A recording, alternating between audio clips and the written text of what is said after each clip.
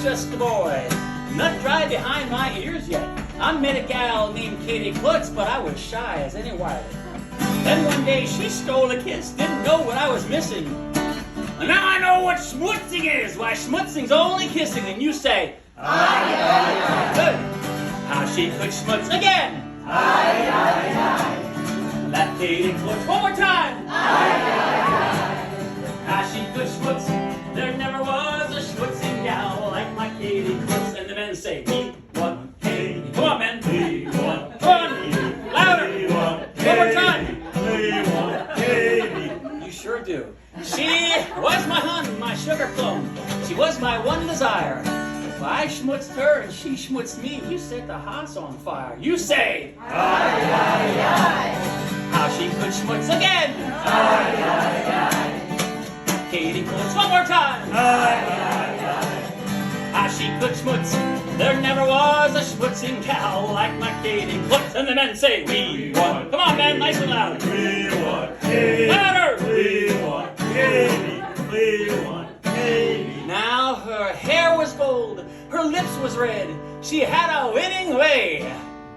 And the way she schmutzed me, I'll recall until my dying day. And you say, aye, aye, aye, aye, aye. How she could schmutz again. Aye, aye, aye. That Katie Klutz one more time. Aye, aye, aye. How she could schmutz. There never was a schmutzing gal like my Katie Klutz. Say there never was a schmutzing gal like my Katie Klutz. I say there never was a schmutzing gal like my Katie Klutz. Aye, aye, aye.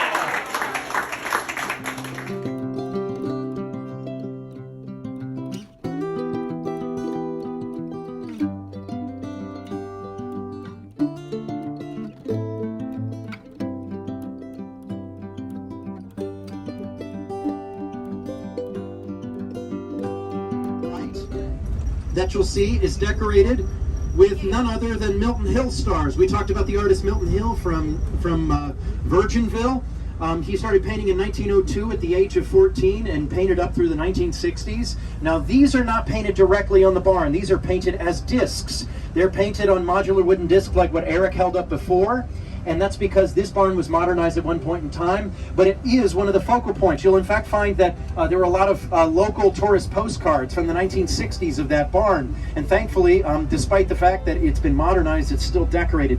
The barn directly up ahead of us is another local barn, very similar to the one we have at the Heritage Center. It has a set of double doors that are kind of offset, just like our barn at the Heritage Center. It's kind of the twin. This barn was painted in, Eric, was it 2011 or 2010?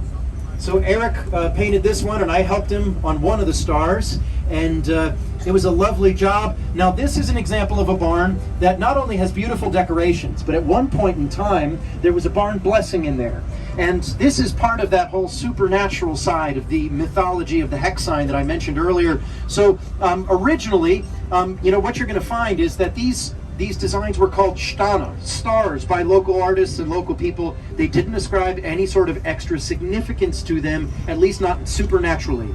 What you're going to find is that story of the 1920s story of the hex sign, that they were there to protect from witches, because the word hex means witch. That really came about from one author in the 1920s. But the reason he believed that is because there were traditions at one point in time for protecting the barn. Usually though, instead of them being large decorative designs put on the outside of the barn, typically what you're going to find is that the real protection from witches was in the form of small blessings that were concealed inside the barn. That barn that we just saw actually originally had one, and I've seen photos of it, and I've also been able to photograph it.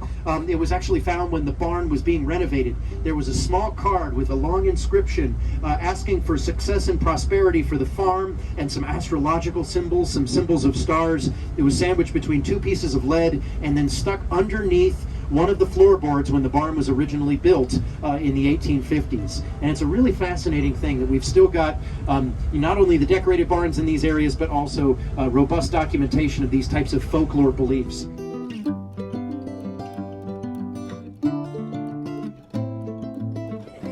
It used to be called something else, but it's vanilla porter. It's very approachable, dessert style. know, the vanilla beans, dessert, creme brulee kind of tones, really creamy, but not a heavy stout either.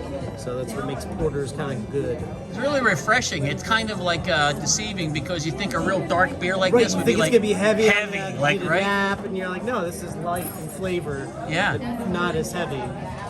Yeah, very good. So we're gonna have a beer here, then we're gonna go to the back, and then we'll have a beer back there. You can ask questions and enjoy the whole brewery part. Awesome. That's Okay. right. Hey, how long has Saucony been around? This is our 10th year. Okay, great. So yeah, 10 years in Kutztown here. Awesome. Thank you. Thank you.